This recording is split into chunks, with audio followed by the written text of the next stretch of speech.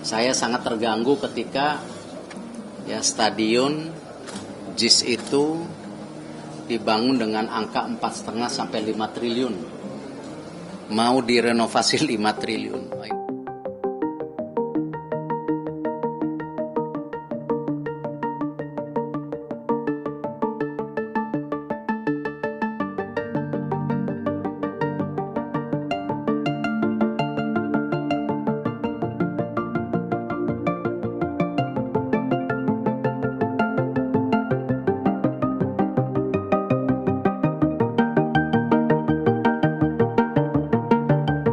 Banyak juga isu-isu di sosial media yang sangat tidak benar.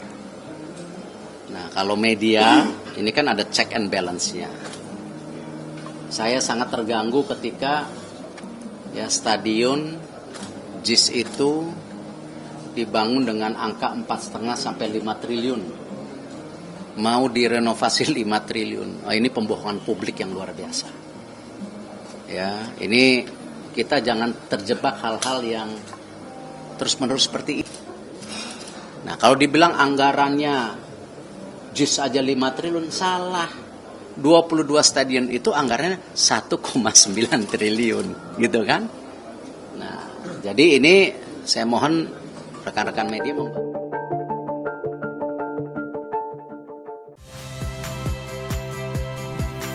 Saya Viliria Bella. Saksikan program-program Kompas TV melalui siaran digital, pay TV, dan media streaming lainnya. Kompas TV, independen, terpercaya.